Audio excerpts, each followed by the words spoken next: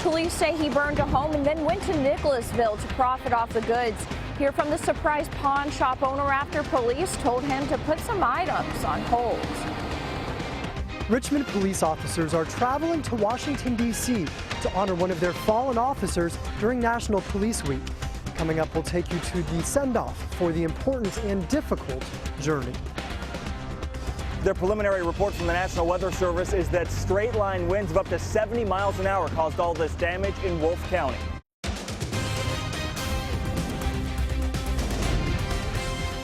This is WKYT News at noon. Good afternoon from WKYT News. I'm Barbara Bailey. I'm Bill Bryant. Here's what's happening at noon. Folks are getting a good look at the damage from severe storms that rolled through the Commonwealth in the evening and overnight hours. The Wolfe County Emergency Management Director says trees fell on a few homes and cars and many people lost power. Sean Moody is in Campton now with the latest on the cleanup efforts there. He begins our top story team coverage at noon. Sean? That's the sound you're going to hear a lot of throughout Campton today. They're trying to clear out this big tree that fell into some bleachers here in this park. There's still some storm surveyors throughout the area looking at damage. Right now, they think it was straight-line winds. The National Weather Service sent a meteorologist out here to Campton to take a look at the damage. He said his preliminary estimate is that straight-line winds around 70 miles an hour did this. Along Camp Swift Creek, there are several trees and limbs down. Across the road, this house lost a big section of shingles from the roof and a tree was uprooted. There were also some high water issues when the storm came through last night. Several roads in Campton had water on them. It's all gone back down now, but people who were in town when the storm hit said it was pretty wild. I mean, last night we seen the trees down across the street and you could just hear them popping and cracking and breaking, but we didn't know what we had. Now you know. Now we know. From here, that National Weather Service meteorologist was heading on to Valeria here in Wolfe County to take a look at some more damage. We'll catch back up with him a little bit later on and let you know what we find out. In Wolfe County, Sean Moody, WKYT. Sean, thank you. And there were no reports of injuries in Wolfe County. High water is also causing problems in Pike County. Schools are closed there today because many roads were impassable this morning. Kenneth McPeak sent us these pictures from the Belfry area. He says the pictures were taken near Southside Elementary. And the National Weather Service is surveying damage in southern and western Kentucky this afternoon. An EF1 tornado has been confirmed in Breckinridge County. A twister was also reported in Graves County, injuring at least 10 people out there in the Jackson Purchase. WKYT's Michelle Chamberlain continues our top story team coverage with a look at some dramatic video of that tornado. There it is. Look at that house. It's gone. Devastation. I mean, just the magnitude of it is just unbelievable. Oh, look at that, boy. Look at that. Look at that.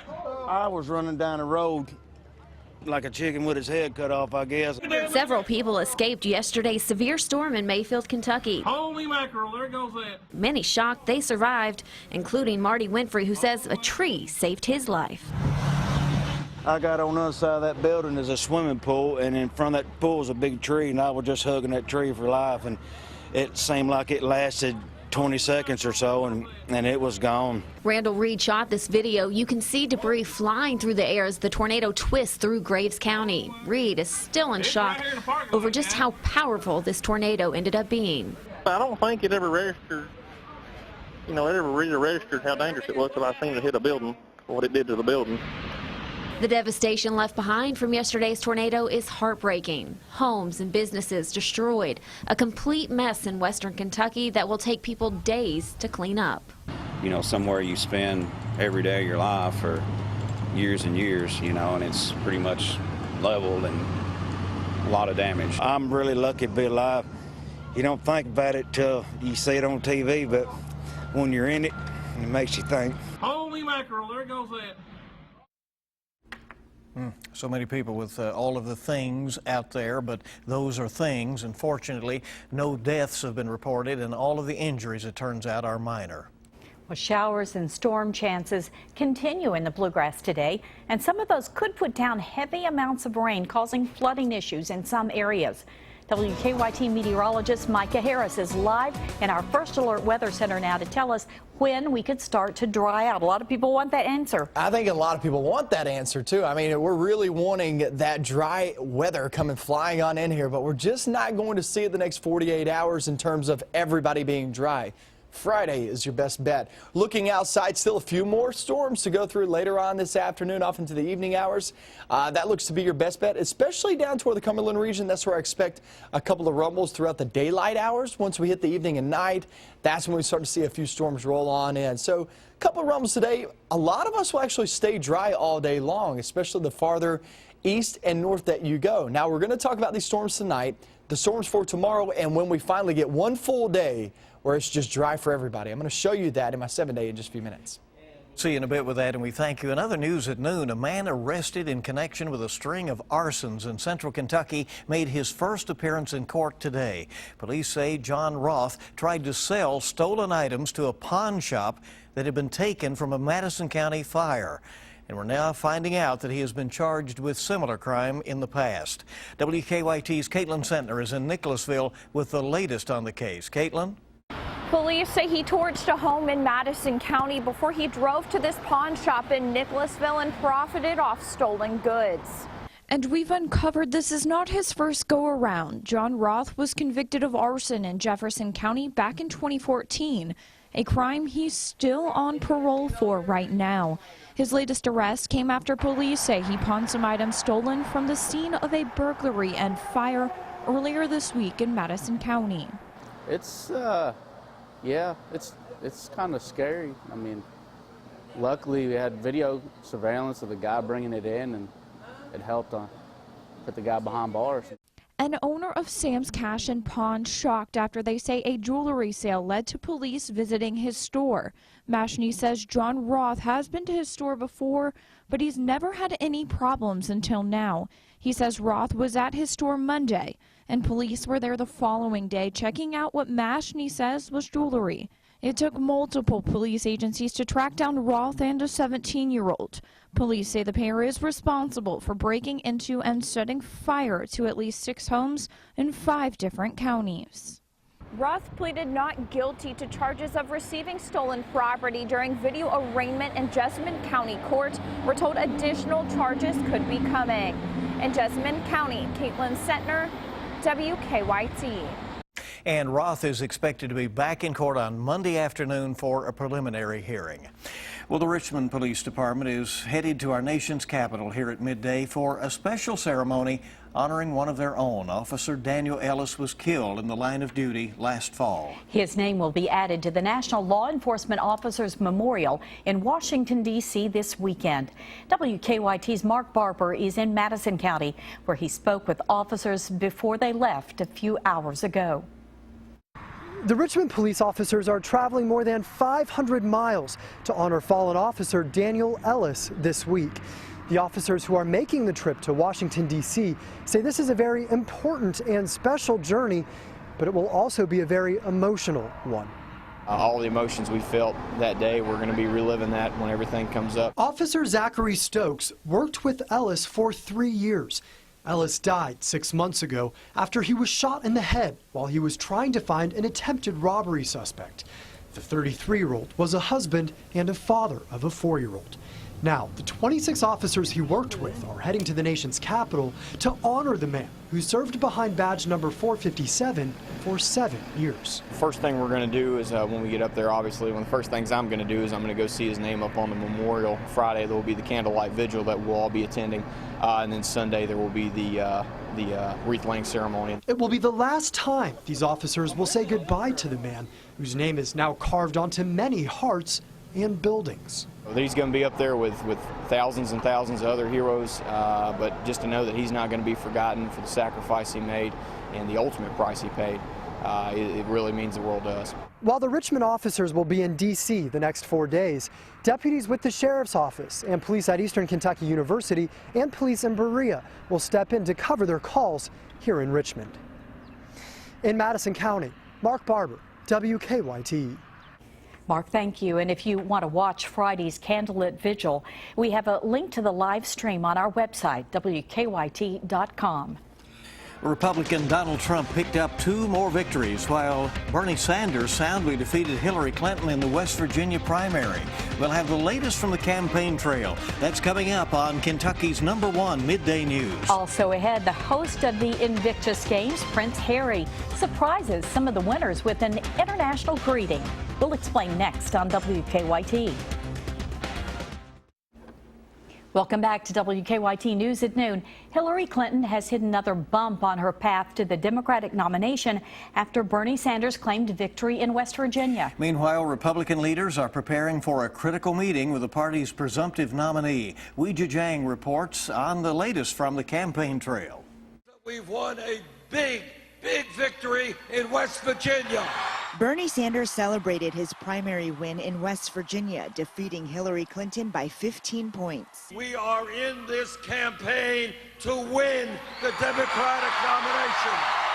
But the Tuesday win does little to slow Clinton's steady march toward victory. She has 94% of the delegates needed to clinch the nomination. I feel confident that Hillary will be the nominee, and I feel confident she'll be the next president. Vice President Joe Biden spoke on Clinton's behalf and also said this about his decision not to run. I had planned on running. It's an awful thing to say. I think I would have been the best president, but it was the right thing, not just for my family, for me. In the Republican race, Donald Trump claimed victory in West Virginia and Nebraska, but he still hasn't won over party leaders. Tomorrow, he has a meeting with House Speaker Paul Ryan here on Capitol Hill. If we make a deal, that'll be great. And if we don't, we will trudge forward like I've been doing and winning, all the time. Ryan says he wants to have a one-on-one conversation with Trump before making a decision to endorse him. I really believe that if we're going to be successful this fall, we have to unify our party.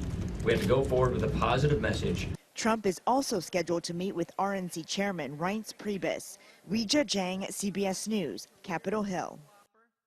Meanwhile, former President Bill Clinton is returning to the Commonwealth tomorrow to campaign for his wife. He will be making 3 stops around Kentucky, starting in Owensboro in the morning before going to Frankfort in the afternoon, and finally wrapping up the day with a rally at Prestonsburg Elementary School in the evening.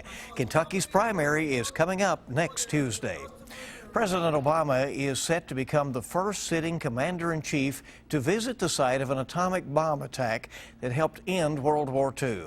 The White House says the president will visit Hiroshima, Japan later this month. As many as 140,000 people were killed when the U.S. dropped its first atomic bomb on that city in 1945. It was one of 2 attacks credited with ending the war. The White House says the president's visit will be a reminder of the terrible destruction that can come from nuclear weapons. The United States is hosting its first Invictus Games in Orlando, Florida, with more than 500 competitors from 15 nations taking part in those events. Now, the competition is an opportunity for wounded service members to show their strengths. Jennifer Schubel, an Army vet who suffered a brain injury in 1999 during training, won 2 gold medals in cycling. She says there's a special royal bonus when you win at the Invictus Games. He's a prince. Yeah. I mean, how many women get to get kissed on the podium by Prince Harry? Now, he established the Paralympic Games to help soldiers recover from both their physical and emotional wounds. The games run until tomorrow. I'm Phil Pendleton in Pulaski County at 12:30. We'll tell you more about the couple killed on these train tracks after they were hit by a train. Now, your zone-by-zone forecast with meteorologist Micah Harris. Tremendous amounts of rain back toward Bowling Green, just to the west and the southwest of there. That's way far out of our region, but that's really the only storms that are out there right now, and that's dropping a lot of rain. For us, not so much. Now, I will say that this little boundary will start to make its way northbound and eastbound, and that will drive its way off into our southwestern portion of our viewing area. I'll get into that in just about 20 seconds, but here's the look across town. Things look good, don't they? I mean, we're talking low to mid 70s. They feel good. They look pretty good. I know you have some clouds around, but for the most part, most of us will stay mainly dry. I don't see much of a chance of rain today. The best opportunity that I see is actually that frontal boundary, or that boundary just sliding off toward the north and the east, and that will lay right into our viewing area. Remember, this is during daylight, okay? After daylight, after that sunset, that's a different story, because here comes a little piece of energy coming in from the west. So there's 2 little pieces of energy you really got to watch out for, but really down toward the Cumberland region, that's your best bet during daylight hours to actually see some showers and thunderstorms. Only a small chance Lexington north and eastbound. Tremendous amounts of rain once again for the next 48 hours. Here we go. 1 to 2 inches of rain is a possibility all the way through tomorrow night. Tomorrow is your best chance of rain in the forecast. We're going to be there about 60 to 70% chance. So scattered showers and thunderstorms again tomorrow. But guys, we finally take a break. Friday, 73, a really nice day in store. That 20% early morning hours just because of that front trying to move on out. Other than that, looks good. But you better knock out all the plans on Friday because Saturday comes a few more showers, a couple more runs of thunder. We're going to deserve Friday. Dave Baker is coming in the studio complaining about that. He's not the only one. Everybody's doing that to me. Come on, man. Poor Micah. Tell him the complaint department is on lunch hour right now. That's exactly right. We're back in a moment. Matthew Mitchell turns back the clock one more time. And John Calipari and the Cats making news in May. Dave Baker's next with sports.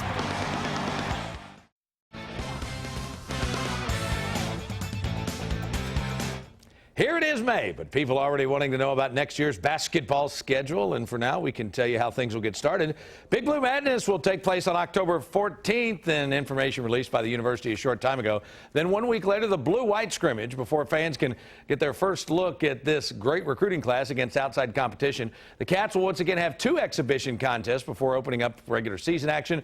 UK will take on Clarion. Who is that, Micah? John Calipari's alma mater. Come on, man. And that's on October 30th. A week later, the Cats will take on Asbury, the Eagles, on November 6th. Both of those games will tip at 7 p.m. and air on the SEC network. The game versus Clarion, second of the Cal area. They took on the Golden Eagles in an exhibition prior to the 2009-2010 season. Kentucky and Asbury are meeting for the first time.